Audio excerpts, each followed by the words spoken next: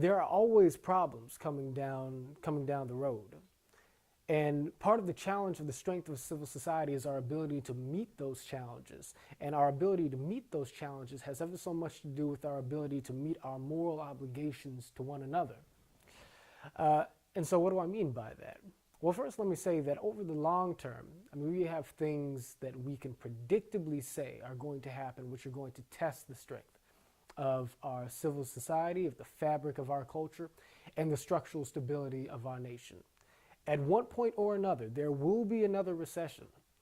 That may happen next year. It may happen 5 or 6 years from now. It may be the result of an asset bubble. It may be the result of an international incident. Who knows? But there will be economic hardship in the time to come. Even with full unemployment, we have to remember the fact that we only got to this point to where the economy is somewhat stable. After the longest, most protracted, and frankly slowest recovery in modern American history. That's not necessarily something to be put squarely on the Obama administration. And while some credit may be due to the Trump administration and the GOP Congress in terms of the uptick in growth of our economy, it's not necessarily an indicator of the fact that our economic situation is stable over the long term. It's a different conversation we can get into sometime.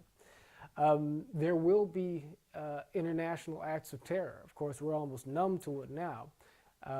But the longer time goes along, the more likely it becomes that something will happen to us because it's inevitable. It's just part of human history.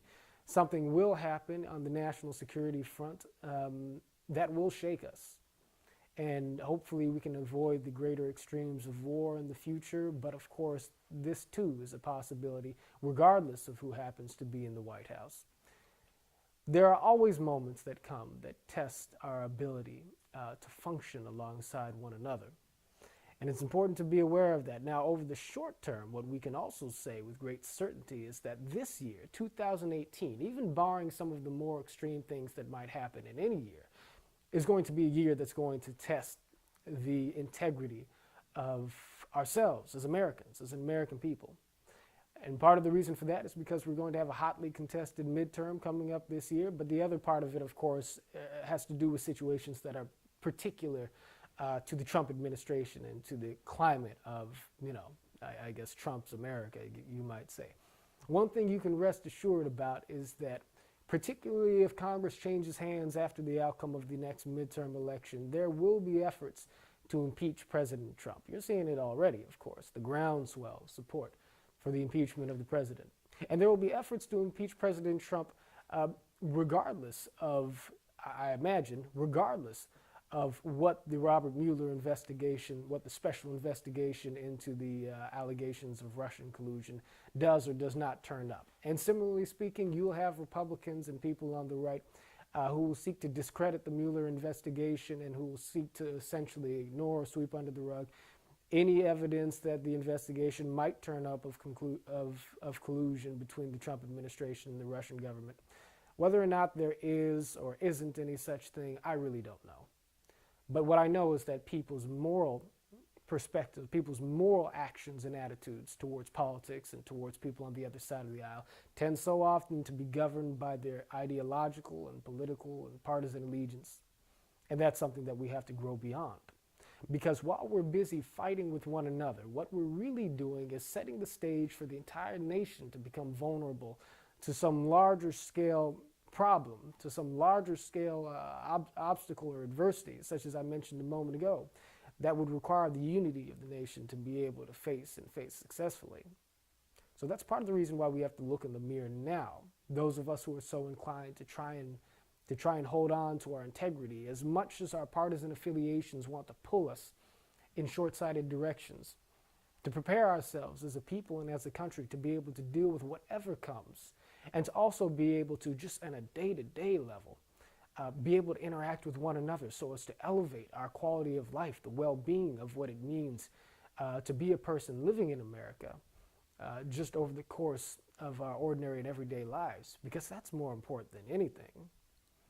Now, you may doubt that sometimes. I think a notion has sort of crept up on us over the course of time that has said that a person's own morality, a person's own sense of character and integrity and so on and so forth, is something that it's important for a man or woman to exhibit in his or her own personal, professional, family, religious life, but that to a great extent we can sort of divorce that from our political concerns, because we've come to the misapprehension, to a misunderstanding that's suggesting that somehow or other our material well-being is in a different category from our moral well-being, that our material prosperity and our political effectiveness doesn't have anything much to do with the ethical foundation of our society or the particular moral characters of individuals who we send to elective office. But as a general rule, the idea that material prosperity is somehow divorced from moral integrity is a fallacy. Our material prosperity has everything to do with the health of our culture, and the health of our culture has everything to do with the health of our moral selves. Now, what is it that our material prosperity has to do with our culture? What is the connection between those two things? You know, there are a fair number of people out there who talk about the importance of culture in society. Right away, I tend to think of conservatives like Ben Shapiro and Dennis Prager, who emphasize the fact that certain nations, certain groups of people are successful and innovative on the basis of the health of their culture, the strength of their cultural traditions. Ultimately tying this back, of course, in the context of the United States of America to our Judeo-Christian roots and so forth. And there are folks on the left, certainly more old-school liberals, like folks like the scientist Michael Shermer and late Christopher Hitchens and others I could name, who would point to the Enlightenment, who would point to the Renaissance and say that these traditions of reason and art and Western culture and so forth are what have allowed us to progress intellectually in such a way to be able to develop a society which is prosperous and civil to the extent that ours and others in the Western world are. Well, there's legitimacy to all those views, of course. But ultimately, culture exists from the bottom up. Culture begins in the individual. It begins in the family. It begins in your interpersonal relationships with the people that you love and care about at home, at church, at school, at work, whatever the case may be. The best parts of any culture are found in the interpersonal sort of attitudes and feelings we hold towards one another, beginning with our capacity to love and forgive one another and to be compassionate and understanding towards one another. Now, you ought to be able to sort of glimpse and see how it is that this kind of cultural foundation in a society carries over into the health of our politics. Because ultimately speaking, our political system exists to grapple with the most diverse and intense and complicated sets of political and social and economic dynamics known to just about any civilization throughout the world. The United States is an immense and complicated nation with a relatively short but still a long and complicated history. And for any political system to be able to sort of navigate those complexities, it's very important for the people within that political system to be able to look at one another across the social political spectrum and be able to say, okay, I have a set of experiences and beliefs that leads me to very different conclusions about a lot of different issues than do people way over here on the left, or way over here on the right, or up here on the income scale, or down here on the income scale, or of this religious persuasion, or of that religious persuasion, or of no religious persuasion. But in the face of all of this complexity in our society, we ought to have a little bit of humility that causes us to say, well, let me take a step back and try and listen to everybody's perspective with an objective lens, and whether or not with an objective ear, and whether or not I come to agree or disagree with a wide range of people on any number of issues. Part of what I should realize and remember, if it is that I've adopted the moral value of humility into my own personal culture, is the fact that every other individual in the United States and every other group in the United States has just as much of a right to be here and to advocate for their positions and opinions as I do. And that I'm not going to win every battle, they're not going to win every battle, but we're all going to have to live with the collective consequences of the conversation that we have today and the actions that come forth from our political system and in our private lives because of them.